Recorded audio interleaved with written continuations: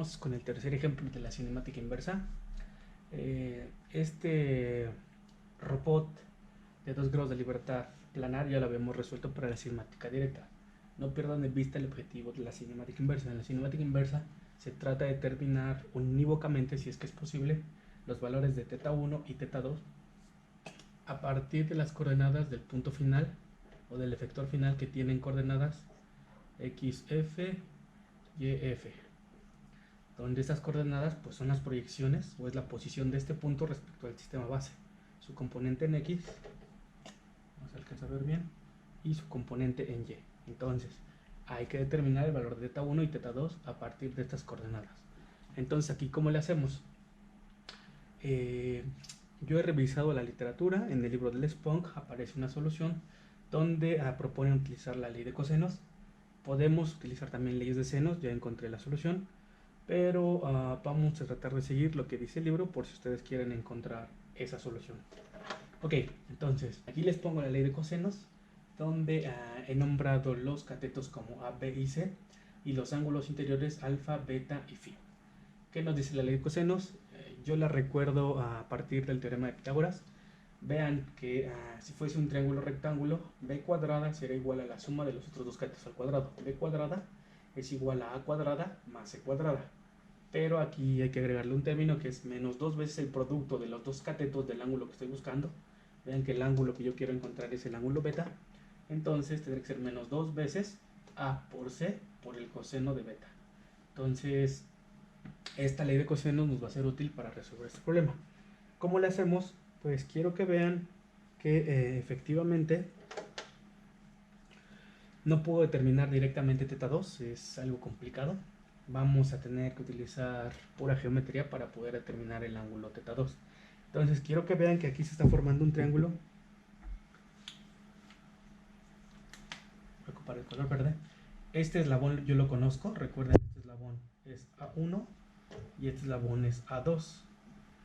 Esas distancias o esos nombres salen del Denavit. Recuerden que en el Denavit podemos encontrar cualquier posición respecto al sistema anterior utilizando 4 parámetros. Eso ya lo vimos en un video anterior. Entonces la sintaxis es A1 y A2. Así es como quedan estas distancias del eslabón 1 y del eslabón 2.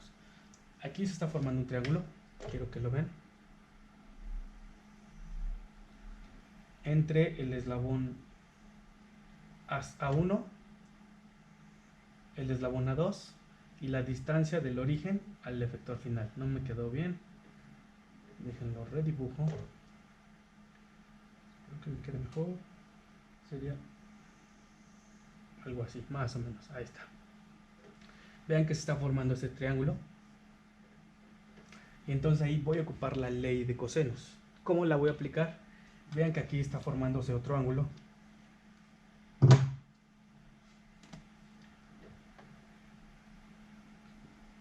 que es el ángulo interior entre los eslabones A1 y el eslabón A2.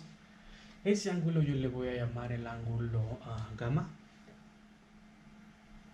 Y ahora sí, quiero que vean y traten de comparar este triángulo con este triángulo. Vamos a tratar de aplicar la ley de cosenos para el ángulo gamma. Quiero que vean que si yo trato de ocupar la ley de cosenos donde el ángulo que se va a ocupar es gamma, entonces yo necesito conocer, ven aquí, el ángulo beta, necesito conocer el cateto opuesto a ese ángulo beta. Entonces yo necesito conocer esta distancia. Esta distancia, ¿qué distancia sería? Pues ustedes se darán cuenta que esta distancia, este vector de posición, no es más que la distancia obtenida a partir del teorema de Pitágoras, donde yo conozco este componente y el componente de acá. Vean que se está formando otro triángulo ahí. Espero que lo vean. Esta distancia sería la hipotenusa de ese triángulo. Espero que lo vean. ¿Sí se ve? Aquí está la hipotenusa. Y esa hipotenusa la voy a llamar R. Entonces, esa distancia R, ¿a qué sería igual? Pues R sería simplemente la raíz cuadrada de xf al cuadrado más yf al cuadrado. Estoy aplicando el teorema de Pitágoras a un nuevo triángulo que está apareciendo. Ya no tengo más colores, pero el triángulo estaría formado por esta componente, esta distancia, y esto sería la hipotenusa. Entonces la hipotenusa sería R, que sería la raíz cuadrada de los catetos al cuadrado, de la suma de los catetos al cuadrado. Ok, ¿qué es lo que sigue? Ya tengo la distancia, el cateto opuesto al ángulo gamma. Vean, aquí también lo necesitaba. B es el ángulo, es el cateto opuesto al ángulo beta. Entonces, ¿qué es lo que tenemos que hacer? Aplicar la ley de cosenos al ángulo gamma. Hay otra igualdad que está apareciendo y que siempre se va a mantener. Quiero que vean que gamma más teta 2, ¿a qué va a ser igual? Gamma más teta 2 siempre va a ser igual a pi. ¿Están de acuerdo? Entonces, yo el ángulo que realmente me interesa ocupar es el ángulo teta 2, no gamma.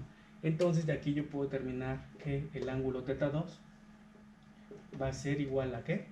A pi menos gamma. ¿De acuerdo? Solamente despejé teta 2, pi, pasa gamma del otro lado y me quedaría menos gamma. Ok, entonces este ángulo gamma, ahora sí voy a aplicar la ley de cosenos tal cual así está. ¿Cómo quedaría utilizando esta ley de cosenos?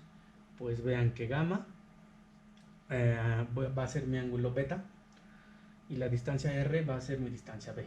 Entonces, p cuadrada sería r cuadrada, va a ser igual a y c. A y c serían los catetos que están adyacentes, o más bien los catetos que me dan el ángulo, es decir, el ángulo gamma. Entonces sería a1 al cuadrado más a2 al cuadrado menos 2 veces el producto de esos mismos catetos, a1 por a2 por el coseno de ¿qué? De beta, pero aquí sería el coseno de gamma y me quedaría así, coseno de gamma. Ahí está, perfecto. Ahora de aquí, ¿qué tengo que hacer? Pues tratar de encontrar el ángulo gamma, ¿no? Entonces despejo, coseno de gamma va a ser igual a r cuadrada menos a1 al cuadrado menos a2 al cuadrado entre, este término está multiplicando, pasa dividiendo, menos 2 veces a1 por a2, ¿sale? Entonces vean que ya tengo el coseno de gamma. Aquí viene lo que se estaba explicando. Yo no quiero encontrar el coseno de gamma, yo quiero encontrar el coseno de teta 2. Entonces, la equivalencia de gamma es que gamma va a ser simplemente que de esta misma ecuación, quiero que vean que coseno de gamma, ya no va a caber, y una vez lo voy a escribir, coseno de gamma de esta ecuación va a quedar pi menos teta 2. Entonces, lo voy a escribir para que no se nos vaya a olvidar. Entonces, coseno de gamma va a ser igual al coseno de pi menos teta 2, va a ser igual a todo este término, r cuadrada menos a1 al cuadrado menos a2 al cuadrado entre menos 2a1 por a2. Perfecto. Ahora, de aquí hay una propiedad interesante de la función coseno, y la cual es que es una función simétrica respecto al eje de las abscisas. Es decir, si yo grafico el coseno, lo voy a graficar acá, espero que quepa. Si yo graficase el coseno, vean que el valor que está aquí es el mismo que está acá. Sin embargo, el eje de las abscisas cambia. Entonces, coseno de pi menos teta 2, supongan que teta 2 es igual a menos pi, y aquí es más pi. Vean, si teta 2 es menos pi, menos 180, entonces sería menos 1, ¿de acuerdo? Pero aquí me dice la ecuación que le tengo que sumar más pi. Entonces estoy en menos pi más pi sería 0. Y me dice que aquí lo que tengo es 1. Entonces, esta ecuación es lo mismo escribir que el coseno de pi menos teta 2 es simplemente el coseno de menos teta 2. ¿De acuerdo? Veamos si es cierto. Nuevamente les los voy a repetir. Supongan que teta 2 vale menos pi. Coseno de menos pi es menos 1. ¿Sale? Pero le tengo que sumar este pi. Entonces, menos pi más pi me da 0. Entonces, el coseno de 0 es 1. Entonces, cuando yo evalúo cada punto de teta 2 y le sumo pi, resulta que es igual a que simplemente premultiplique la función coseno por menos y el argumento teta 2, el pi, digamos, se va. Por lo que les decía. Entonces, de ahí quiero que vean que menos coseno de pi menos teta 2 es igual a menos el coseno de teta 2. Y esto va a ser igual a r cuadrada menos a1 al cuadrado menos a2 al cuadrado entre menos 2a1 por a2. Entonces quiero que vean que pasa algo bien interesante. Voy a cancelar el signo, este menos lo cancelamos, le voy a poner así, lo cancelamos con el signo menos de acá. Entonces el coseno de teta 2 simplemente va a ser r cuadrada menos a1 al cuadrado menos a2 al cuadrado entre 2 veces a1 por a2. Déjenme anotar una nueva variable que se llama d. Esta variable d va a ser igual a todo esto. Defino todo este término como d, para no ir escribiendo todos estos términos. Ok, voy a borrar todo esto. La ley de cosenos ya se va, ya nos sirvió bastante en este ejemplo. Voy a borrar hasta aquí. Voy a dejar ese último término. Ok, entonces todo este término le voy a llamar d. Entonces ya puedo determinar de aquí teta 2. ¿Por qué? Porque si el coseno de teta 2, recuerden, no se pierda de vista el objetivo. El objetivo es determinar el ángulo teta 2, es decir, el conjunto de variables articulares teta 1 y teta 2, en función de las coordenadas del efector final, que tiene coordenadas xf y yf. Entonces vean que el coseno de teta 2 va a quedar en términos de esas coordenadas y de parámetros constantes.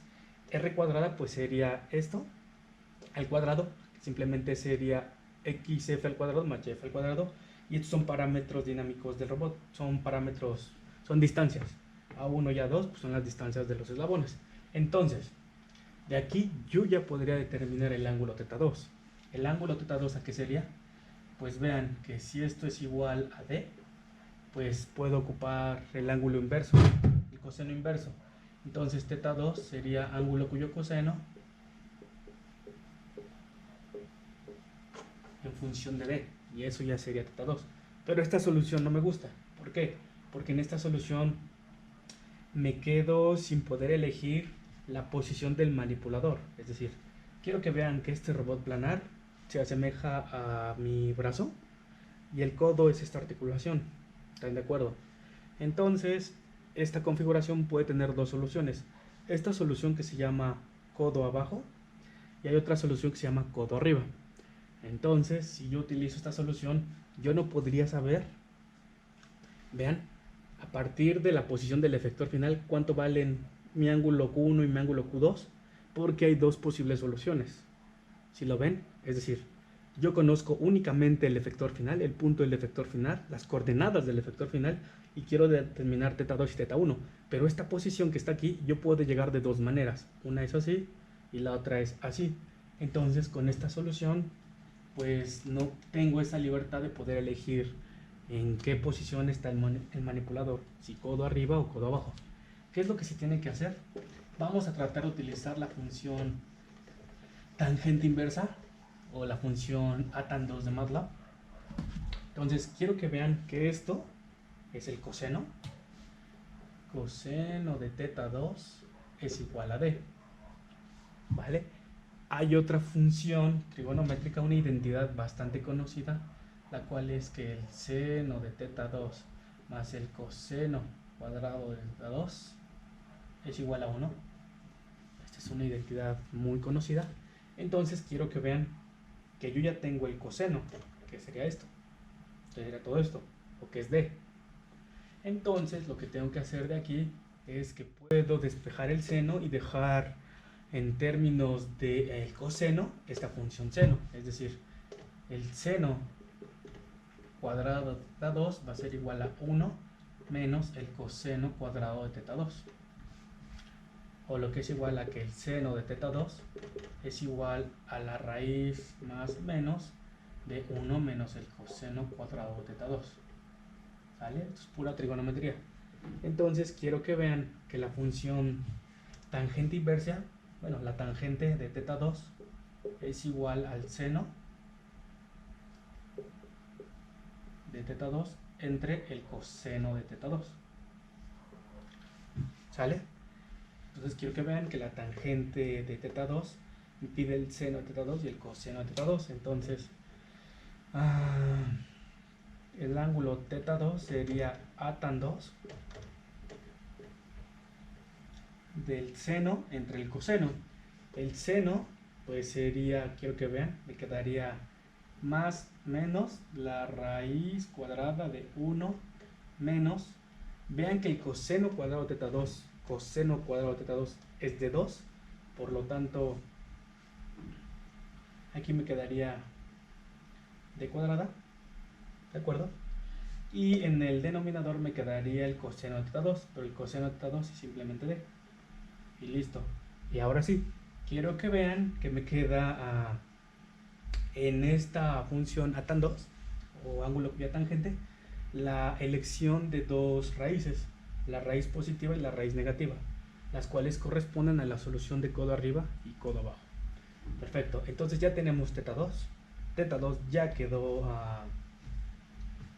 ya se determinó, y quiero que vean que queda en función de d, donde d queda en función de distancias, y de r, donde r son las componentes del vector final. Entonces está bien determinado. Eso es teta 2. Lo que sigue es teta 1. ¿Cómo le hago para teta 1? Voy a borrar todo esto.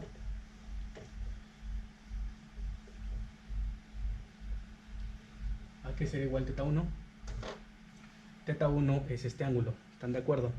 Entonces, ahora lo que vamos a hacer es encontrar teta 1 en función de teta 2.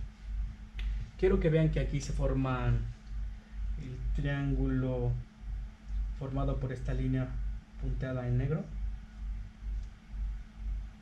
Y en verde es la misma distancia, solo que quiero que vean que ahí se está formando un triángulo. De aquí, ¿qué podemos hacer? Ok, quiero que vean que teta 1 es el ángulo que existe entre el eje x0 y el eslabón A1. Voy a tener que ocupar otro ángulo que le voy a llamar el ángulo phi, por ejemplo. Phi. Este ángulo phi no tiene nada que ver con la ley de cosenos, es otro ángulo auxiliar. Y quiero que vean que el ángulo teta 1 no se puede determinar directamente. ¿Qué es lo que tenemos que hacer? Voy a escribir... Aquí aparece otra igualdad. Quiero que vean que la sumatoria del ángulo phi más el ángulo teta 1 va a ser un ángulo que le voy a llamar el ángulo eta. La eta es como una n con una patita estirada. Entonces eta siempre se va a cumplir, que va a ser igual a phi más teta 1. ¿De acuerdo? Entonces yo quiero determinar teta 1. Teta 1 a qué sería igual, pues teta 1 sería igual al ángulo eta menos el ángulo phi. Ok, entonces los ángulos que tengo que determinar son el ángulo eta y el ángulo phi. Aquí sería igual el ángulo eta, pues vean que del triángulo que dibujé con la línea punteada en color negro, el ángulo eta sería simplemente ángulo cuya tangente. ¿Cuál sería el seno y cuál sería el coseno? Este sería el seno, ¿están de acuerdo?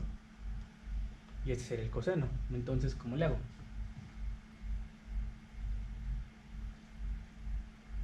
Pues sí, ya conozco esas distancias.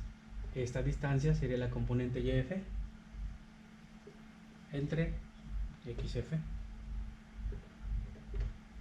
¿Listo? ¿A qué sería igual el ángulo phi?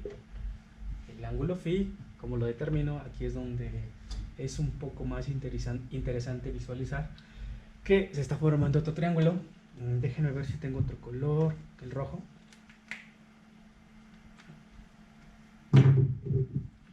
Aquí se está formando otro triángulo.